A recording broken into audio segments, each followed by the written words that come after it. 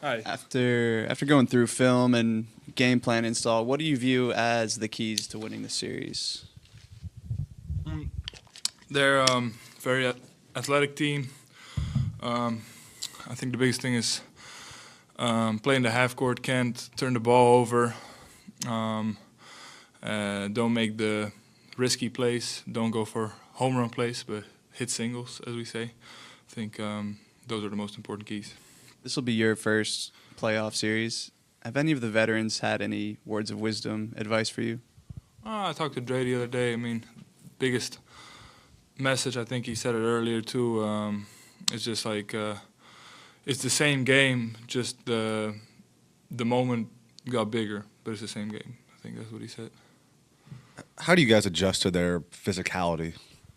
I think we're a pretty physical team ourselves. Like maybe we've been a little undersized throughout this year, but we have the experience, and I think we play hard. So I don't think it's anything we haven't seen before. Quentin, Draymond made a point the other night to say that Trayce got up and gave you a spot on the bench.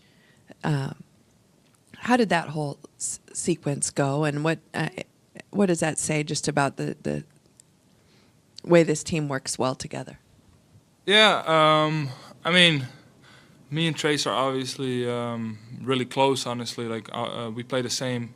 We play the center position together, and but he's been very supportive of me, and as I've been with him at the start of the year, and it wasn't any. I think I was just gassed. I played the longest stint of basketball I played here. I think I played 10 minutes straight, and I just asked Trayce if I could sit there. I had to ask something to Draymond, and he was sitting next to him, so I just asked him if I could sit there. I didn't mean for him to get up and stand. I thought there was another seat available. Maybe that wasn't the case, but yeah, I don't think it was anything crazy, but yeah, it's just, I mean, we're a very united team, I feel like, and kind of do those things for each other sometimes. When it comes to rebounding, these last couple games, you guys have had a big deficit in the rebounding. How much is that just hustle and going for loose balls and crashing the board, some of the basics to make sure that you can corral some of those key rebounds? Yeah, I think it came from the Clippers game. Though that game we lost, and I think we left some 50-50 balls on the table, also including myself. So after that game, the main emphasis was just, get on the floor, box out your guy, and go after every ball. And I thought our last game, especially, we did a really good job, and you see it in the results. Quentin, Brandin obviously never lacks confidence, but it seems like he's played even better. He's played much better, clearly, the last month or two. Have you seen any added confidence, or any just sort of how this stretch, how he sort of handled this stretch, and what it says about where his role going forward in this playoffs? Yeah, I mean, he's played amazing. I think the biggest thing is he's not doubting his decisions on the floor beforehand. Like every shot that was open, he would kind of overthink it. Should I shoot it? Should I drive it? And now everything he does is just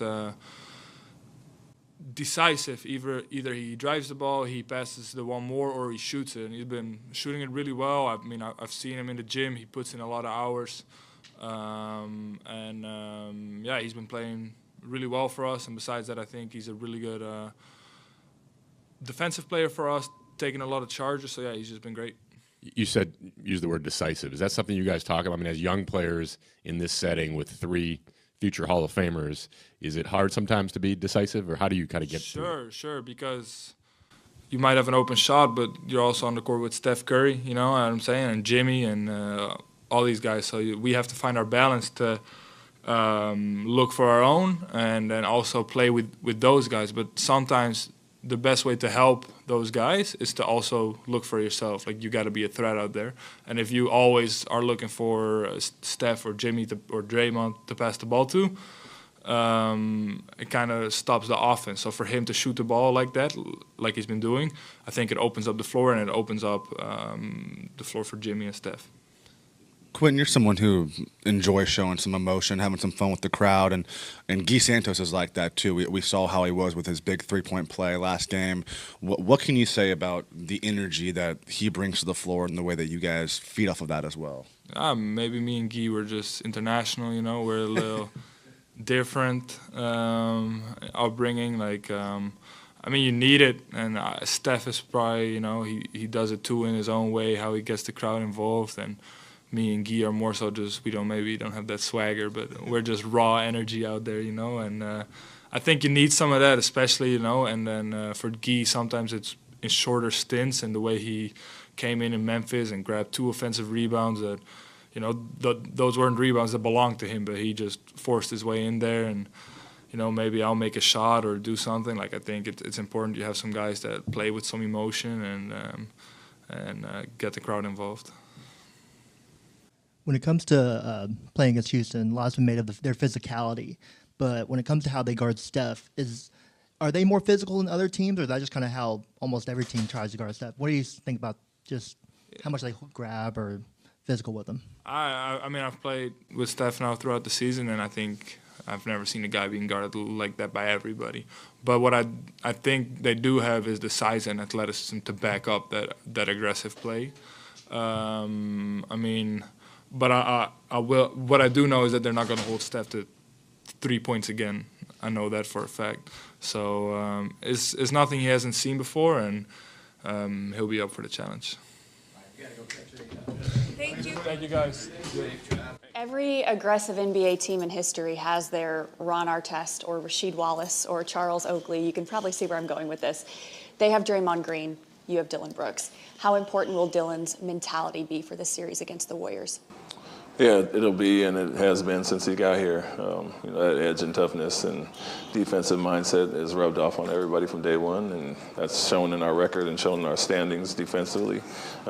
Green does the same thing for them. Obviously, he's the heart and soul of their team, and as much as they've been known for scoring, they've always been top defenses as well, and he's a huge part of that. And so the chances that I've obviously played against him, whether it was San Antonio or in Boston or whatever it's been, but working with him at USA Basketball, you really got a chance to see how vocal he is, how much of a leader he is on that end, his IQ, his recognition of all situations, and you understand why they have success on that end because of him, and he's one of the best to do it defensively, and a huge part of that is, like I said, his IQ.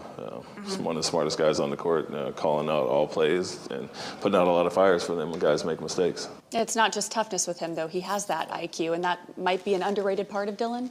Oh, no doubt. I mean, to be a great defender, it's not just about being the strongest, toughest guy out there. You have to have some really good recognition, and I think all the best ones do.